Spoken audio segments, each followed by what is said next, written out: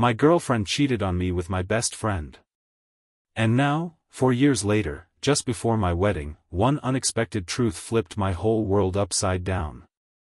I was 27 when everything fell apart between me, my ex, Lena, and my old roommate, my so-called buddy, Ted. Lena and I had been together for a decent stretch. It wasn't perfect, sure, but I never thought anything shady was going on, at least not right under my nose.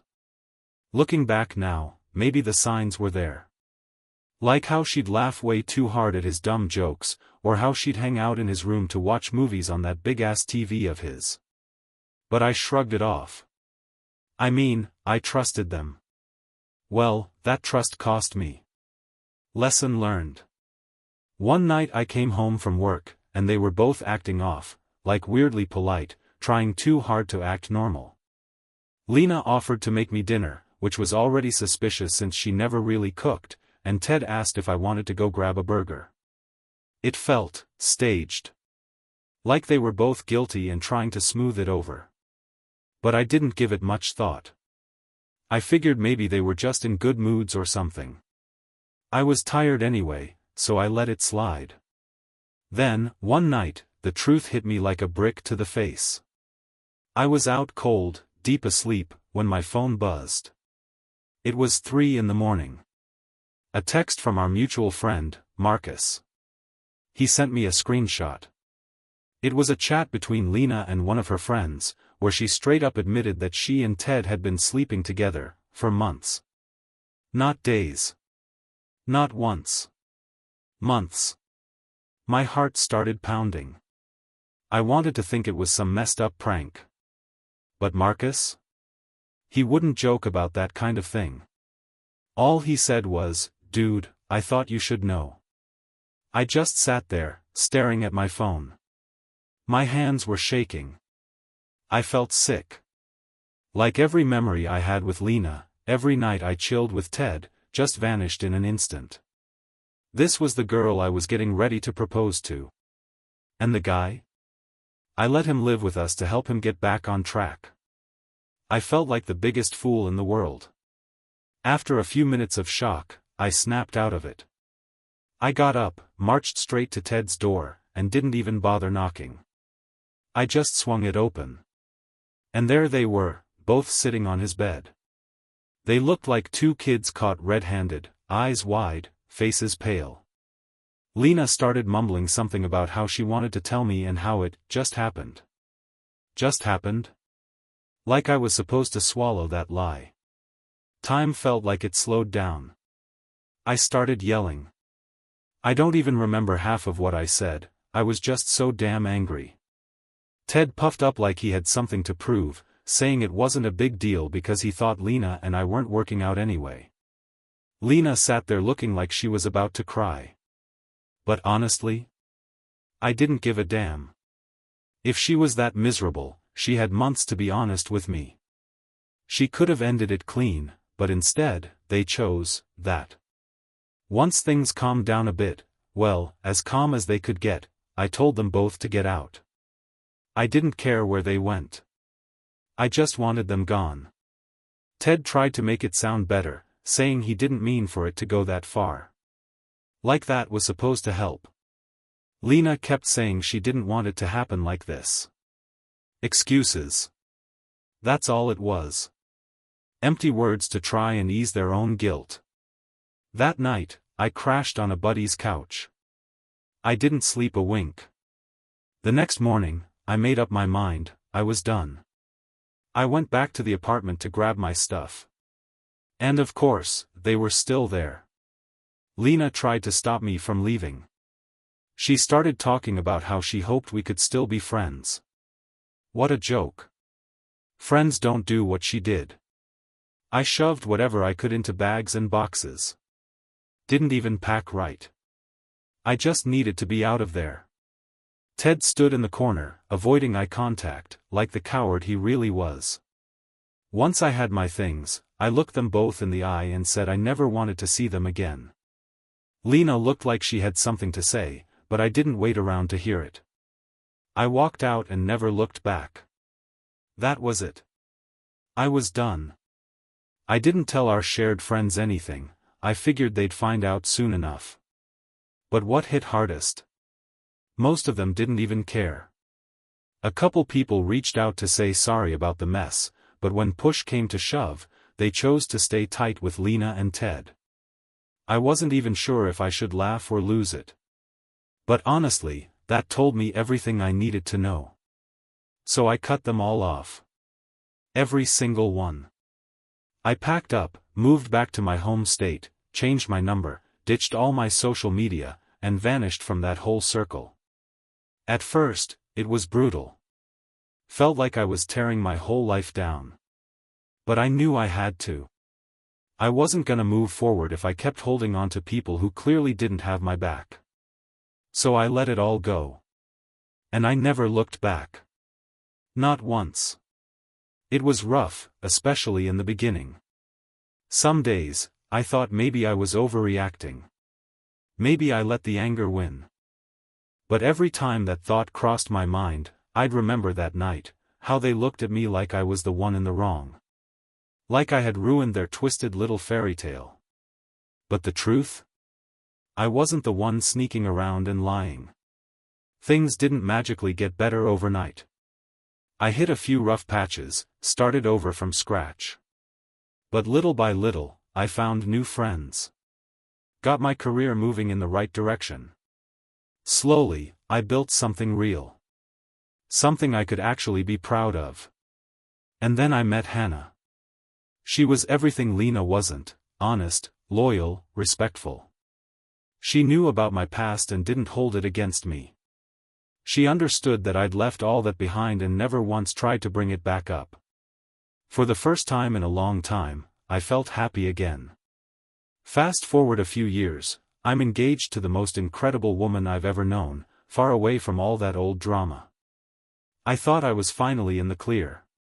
I really believed I'd left the past behind for good. Turns out, I was wrong. Lena and Ted weren't done with me yet.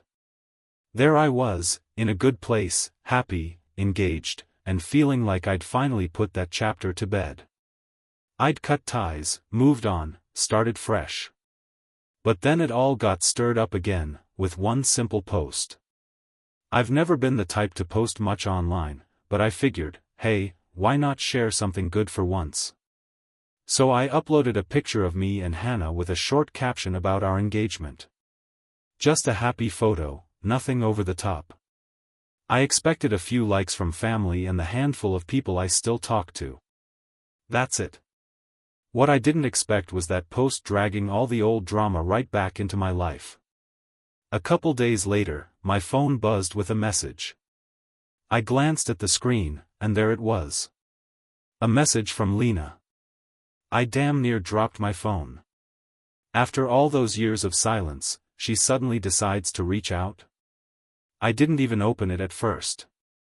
I just stared at her name, and everything I'd buried came rushing back: anger, betrayal, the whole mess. My first instinct was to delete the message and move on. But I sat there for a minute, wondering what the hell she could possibly want now. I hadn't thought about her in forever, and I was happy, really happy, with Hannah. I didn't need any closure. No explanations. No apology. I had zero interest in hearing her side of anything. So I didn't even open it. I blocked her right then and there. Problem solved, right? That night, I told Hannah what had happened.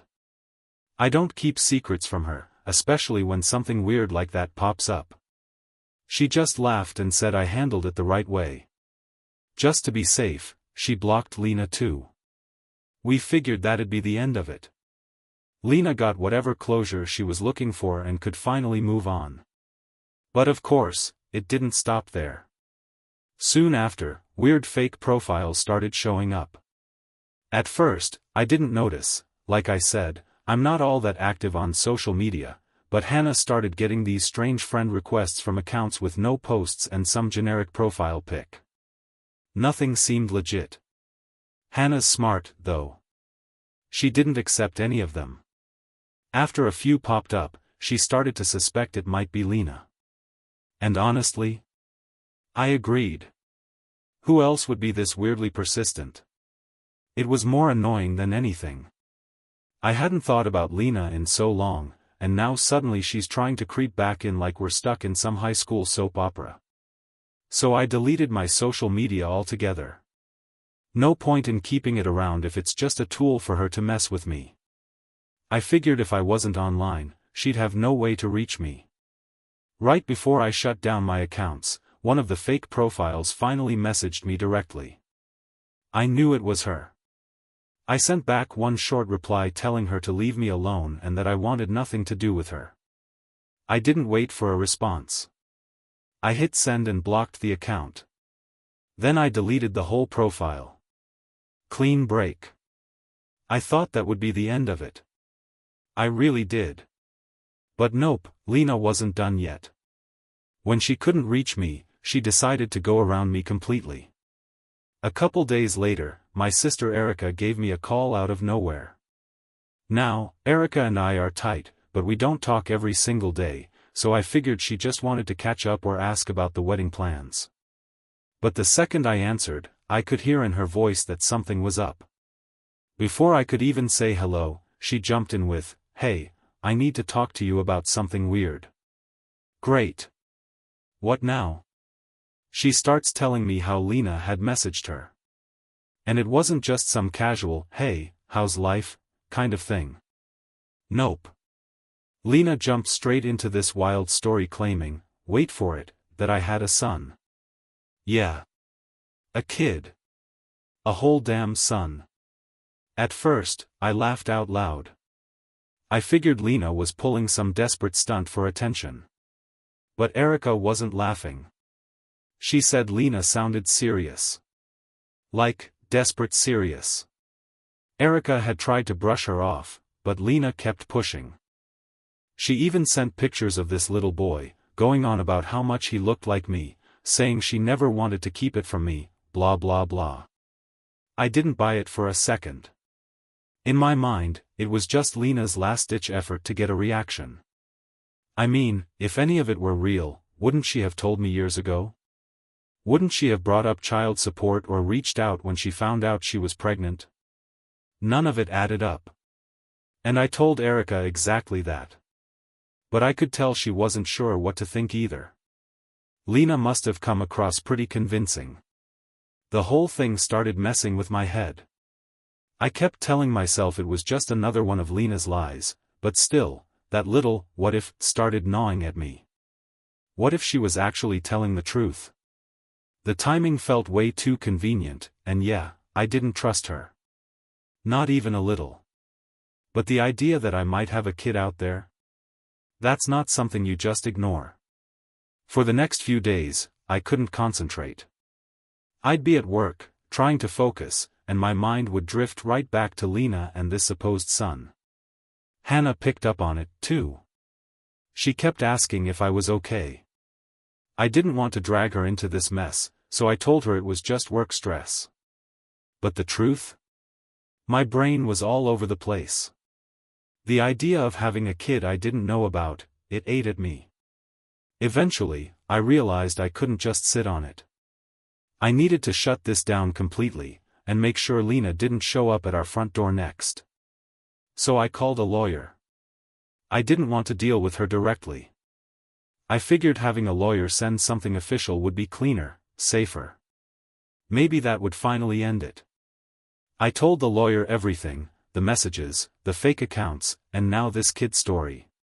He listened carefully, took some notes, and said he'd handle it. He told me he'd send her a letter requesting proof if she was serious. And if she wasn't? Then she needed to leave me the hell alone. It was a huge weight off my shoulders. I didn't want to talk to Lena myself, and now I didn't have to. I finally felt like someone was helping me shut this door for good. With the lawyer involved, I figured that was it. Lena would get the letter, back off, and I could get back to my life with Hannah. But then, a few days later, the lawyer called and asked me to come in. I assumed he was just going to say Lena dropped the whole thing. So I showed up to his office feeling pretty calm. He sat me down, didn't say much, and just slid an envelope across the table. Inside were photos. A bunch of them. Of a little boy. And I swear to God, that kid looked exactly like me. It was like staring at an old photo of myself as a child. Same dark hair. Same eyes. Even the smile matched. I just sat there staring at those pictures, feeling this mix of anger, confusion, and disbelief. My lawyer explained that Lena had sent them along with a note explaining the timeline. She said she got pregnant not long after I caught her and Ted together. Back then, both of them assumed the baby was Ted's.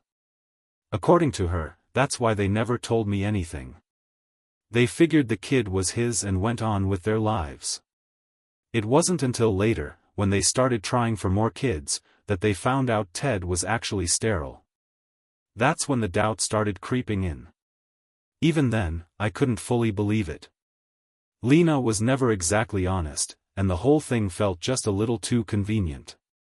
But those photos? Man, it was hard to argue with them. The kid looked just like me. Still, I wasn't about to take her word for it. I told my lawyer we needed a DNA test. I needed real proof before I could even begin to wrap my head around any of it. Waiting for those results was torture. Every day dragged on, and I couldn't focus on anything else. I ended up telling Hannah about what was going on. I didn't want to keep secrets from her, especially something this big. She took it better than I expected. She was worried, sure, but she stood by me and said we'd handle it together. She reminded me that no matter what happened, we were in it as a team. And then finally, after what felt like forever, the results came back. My lawyer called and said the words I wasn't ready for, "It's a match." I was speechless. I didn't even know what to feel. Shock, anger, some weird kind of relief, it all hit me at once. Here I was, just finding out I had a son. A whole child I never knew existed. A little boy who had spent the first 4 years of his life thinking Ted was his dad. He had no idea I even existed. It's one thing to find out you're a father. It's another thing entirely to realize you've already missed 4 years of your kid's life, and all because someone chose not to tell you. My mind was spinning. I kept thinking about that little boy, trying to come to terms with the fact that he was mine. But right after that, my thoughts went straight to Ted. How the hell did he go along with this? Raising my son as his own, all while knowing there was a chance he wasn't the father?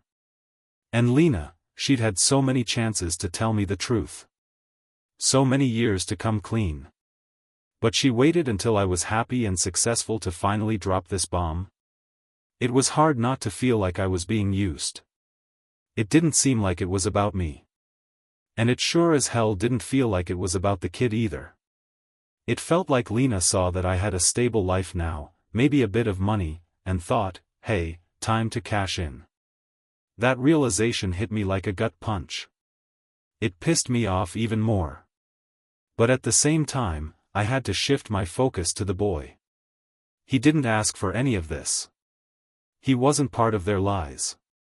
I wasn't about to abandon him just because his mom and the guy he called Dad had lied to me. So I told my lawyer to get in touch with them. I said I wanted to be involved. I wanted visitation rights. I was more than willing to pay child support. But I wasn't going to let them call all the shots anymore. Not after everything they'd hidden from me. As soon as my lawyer brought up visitation, Ted flipped out. According to what my lawyer told me, Ted insisted he was the real father and didn't want me interfering with his son. Can you believe that? This guy cheats with my girlfriend, raises my kid behind my back, and now wants to pretend I don't exist? The nerve of him. I told my lawyer flat out, if I'm paying child support, I'm not just mailing a check and disappearing. I was going to be a part of my son's life. Like it or not. Lena tried to smooth things over, like always. She suggested we come up with some arrangement where I'd still provide support, but keep the visits quiet so the kid wouldn't get confused. I wasn't buying it. If they wanted my money, then I was going to be there as his father, simple as that. And if they refused? Then I'd start a savings account for my son and he'd get it when he turned 18. I wasn't about to play along with their twisted setup. The whole thing felt unreal. Here I was, trying to step up and be a dad, and all I got was resistance. I couldn't wrap my head around it. They wanted the benefits of me being the dad, my support, my money, but none of the actual involvement. It was like they wanted to cherry-pick which parts of me were welcome. Like I was just a wallet they could tap when it suited them. I wasn't having it. I told my lawyer to push back. Hard. If I was going to pay, I wanted the full rights I was entitled to as the biological father. I wasn't going to let them sideline me like some background extra in my own kid's life. And if they didn't agree? Then they'd get nothing. I'd rather save the money for my son's future than let those two control the situation. Of course, Lena and Ted started hitting me with every guilt trip they could think of. Said I was being selfish. That I was trying to ruin their family. Can you believe that?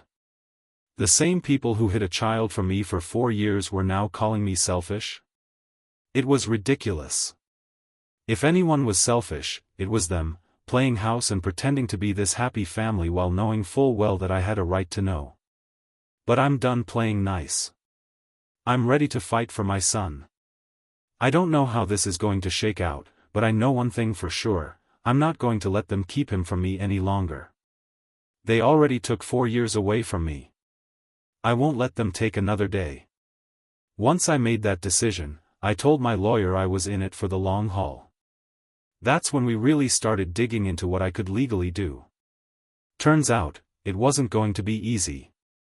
Because Lena and Ted had been raising him all this time, and since Ted's name was on the birth certificate, he was the legal father.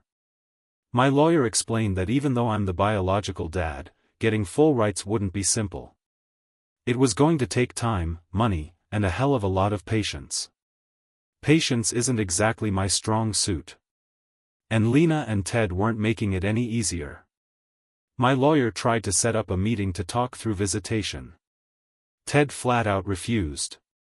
Instead, he sent this long, dramatic email saying he was the only father the boy had ever known, and that letting me into his life would be disruptive. Disruptive. Like my son was some science project he didn't want anyone touching. Unbelievable. Lena, meanwhile, kept trying to find some middle ground. She suggested I could see my son, but only under her terms, once every few months, maybe, and only when Ted wasn't around. The idea, apparently, was to keep things simple, so the kid wouldn't get confused about who his dad was. But here's the thing, I am his dad. Biologically. Morally. No matter how you look at it. There was no way I was going to let them shove me into the shadows of my own kid's life. I told my lawyer flat out, those terms were a no-go. Either I'm involved as his father, or they don't get a single cent from me. They couldn't have it both ways, no matter how nice they tried to make it sound. And of course, that's when they lost it. Lena started firing off emails loaded with guilt trips, saying I was punishing my son by refusing to send money. Meanwhile, Ted was trying to paint me like some ghost from the past just trying to clean up a mistake. Mistake? My son isn't a mistake. The only mistake I made was trusting either of them in the first place. So my lawyer kept going back and forth with them for weeks. Their messages were a mess, a mix of trying to shame me, manipulate me, and convince me to just give up. But every single time, I reminded myself what this was really about, my son. He didn't even know who I was yet, but one day he would. And when that time came, I wanted him to know I didn't just walk away. That I fought for him. I wasn't going to sit on the sidelines and watch someone else live the life that should have been mine. Finally, after what felt like a never-ending standoff, we got them to agree to a sit-down. The meeting was awkward from the start. Lena showed up first, looking nervous, like she was about to walk into a courtroom. Ted came in a few minutes later, didn't even glance at me, just sat down with his arms crossed like he was on strike. the tension in that room? You could cut it with a knife. Lena started talking, rambling about how she thought keeping this secret was for the best. For the best? I asked, trying to keep my voice steady. How is hiding a kid from his father for 5 years the best thing for anyone? She stumbled through some excuse about believing Ted was the dad and not wanting to make things more complicated by dragging me in. Then Ted finally opened his mouth, and of course, he went full defense mode. He started listing all the things he'd done. I taught him to ride a bike. I've been there for every scraped knee and school project, like I was some outsider trying to swoop in and steal his spotlight. And look, I get it. He's been there. He stepped up. But that doesn't erase the fact that I am this kid's biological father. I deserve the chance to be in his life too. We argued for hours. Around and around. They kept using the phrase, what's best for him, but what they really meant was, what's easiest for them. They didn't want me involved, they wanted me to fund their lives and stay in the background. They threw out lines like, we don't want to confuse him, like that was some kind of valid excuse. The kid's 4. He's going to start asking questions sooner or later. How long did they think they could keep this up? Eventually, my lawyer laid it out plain and simple. If they wanted child support, then I had to be allowed regular, scheduled visitation. No more games. Ted looked like he was about to lose it, but I wasn't going to budge. This wasn't about their comfort anymore, this was about my son and my right to be in his life. Lena tried one last play. She suggested we revisit the idea, in a year or two, once he'd gotten more used to the situation. But I was done compromising. I told them if I didn't get fair visitation, I'd start a savings account in my son's name. That money would be waiting for him when he turned 18. And along with it, he'd know I wanted to be in his life, and they wouldn't let me. I wasn't going to bankroll their little setup while they pretended I didn't exist. When I said that, Lena's whole face dropped. I could tell she hadn't expected me to stand firm. Maybe she thought I'd cave and just write the checks to avoid the hassle. But not this time. I wasn't going to be some ghost in my son's life, hiding in the background just to make it easier for them. I wanted him to know who I was. I wanted him to see I cared enough to fight for him. The meeting ended without a clear resolution. It was frustrating as hell, but at least I left knowing I'd made myself clear. They knew I wasn't going to roll over and disappear. If they wanted support, they were going to have to give something too. Walking out of that room, I felt a weird mix of anger and sadness. Angry about everything they'd put me through. But sad, too, because, in a way, Ted was right. He had been there for those years I couldn't be. Nothing I did would erase that. But that didn't mean I was going to let them push me out. I left that meeting drained, but more determined than ever. Lena and Ted had made it clear they were going to drag this out, but I wasn't going anywhere. The stakes were too high.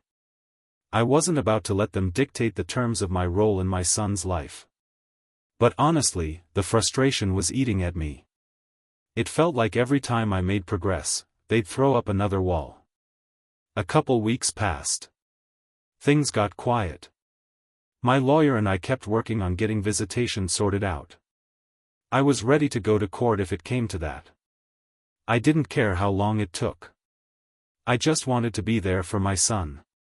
Then Lena pulled another move. She messaged me directly. No lawyer, no legal speak, just a personal message straight to me. Caught me off guard.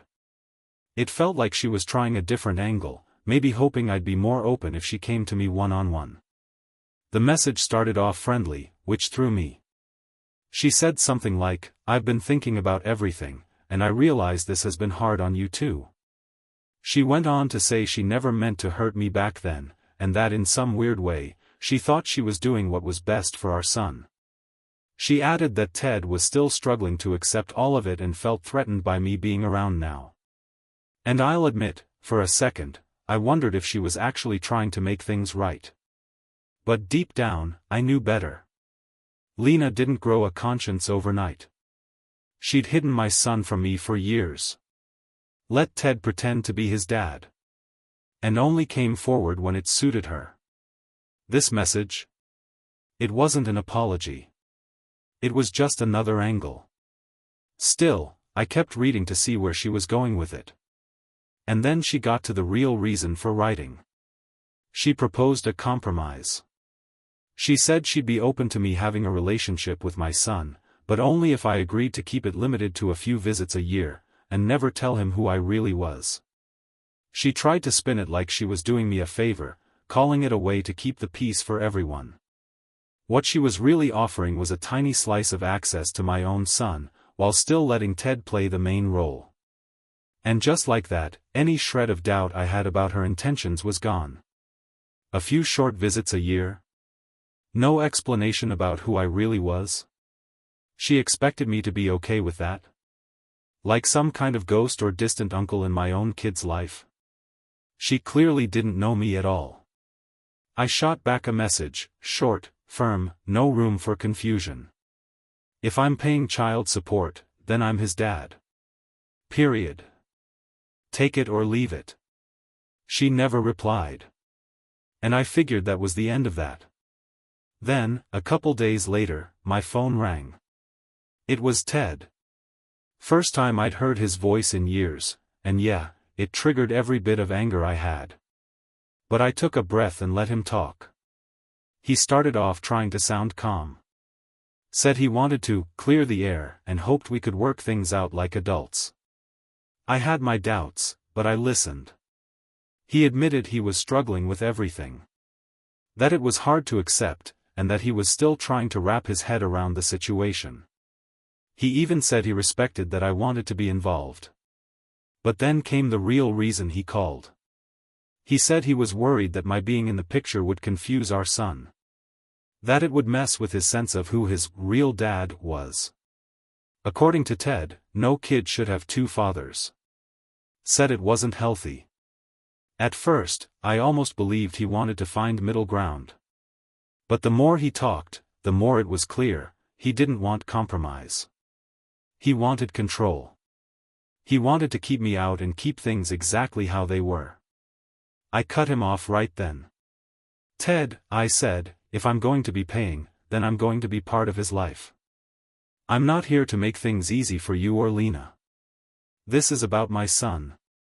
End of story. He tried to interrupt, throwing out some line about me ruining their family. I didn't even let him finish. I hung up. And I knew, after that call, we weren't going to have another civil conversation. Not that any of them had really been civil to begin with. Things went quiet again after that, but I knew it was only the calm before the next storm. I focused on getting ready for the legal battle ahead. I wasn't backing down. I was going to be a father to my son, not just some name on a check or a stranger he barely saw. Through all of this, Hannah was my anchor. She kept reminding me that I was doing the right thing, even on the days when it felt like the whole world was stacked against me. She was right there with me through every twist, every cold response from Lena, every move Ted tried to pull. I honestly couldn't have done it without her. One night, while we were talking about the future, Hannah said something that stuck with me. She looked me in the eye and said, "Your son deserves to know the real you. And one day, he's going to thank you for fighting to be there." That hit me hard. Because that's what it was all about. Not revenge. Not getting back at Lena and Ted. It was about my son. And making sure he knew, without question, that I fought to be part of his life. So here I am, still in the middle of it. Still waiting on the courts, still pushing forward. I don't know how long it'll take, or what roadblocks are coming next. But I'm not giving up. One day, my son's going to know the truth. He'll know I never stopped trying. And that, no matter how hard it got, I kept showing up. It's been a hell of a journey. But I wouldn't take a single step of it back, because he's worth every second of the fight. And finally, after months of back and forth, court hearings, and more stress than I can even explain, we reached a settlement. I was granted regular visitation. Set days. Real time with my son. My son. Not on Lena or Ted's terms, on mine. It wasn't the perfect win I'd hoped for. I wanted to be his full-time dad. I wanted everything. But given the mess we started with, it was something. The first visit felt unreal. I stood outside the park where we agreed to meet, my heart racing like it was the first time I'd ever met him. And in a way, it was. When he came running up, there was this moment, just a flash, where it all clicked. I saw myself in him. Same wild energy. Same curious eyes. I don't think I stopped smiling the whole time. We talked. We played. He showed me what he liked. For those couple of hours, I felt like I was part of his world. Like I was his dad. It's not always easy. I still have to deal with Lena. Still have to see Ted sometimes. And there are rules and boundaries they throw up, trying to keep me at a distance. Sometimes I leave those visits feeling like I barely scratched the surface of who he is. But visit by visit, I see him open up more. I'm not just a stranger anymore. He knows me now. Maybe not completely, but enough to know I'm not going anywhere. Lena and Ted? They're off doing their own thing. But I think even they're starting to realize I'm not leaving. That I'm going to be part of this boy's life, whether they like it or not. They don't have to like it. They just have to accept it. And I think they finally do. Hannah has been my rock through all of it. She's even started bonding with my son. Watching her with him, it only confirms what I already knew, she's the one. We're planning our wedding now. And while I'm not his full-time dad yet, I've got this dream of the day he's standing there with me. Maybe he'll be my best man. Maybe just standing by my side. But he'll be part of my family, for real. It's not some fairy tale ending. I'll never get those first 4 years back. But every visit, every laugh, every time he calls me Dad, in his own little way, it's all been worth it. And maybe, someday, when he's older, I'll tell him the full story. Not to make him take sides. Just so he knows, right from the start, I fought to be there. And I'll keep showing up for as long as he'll let me.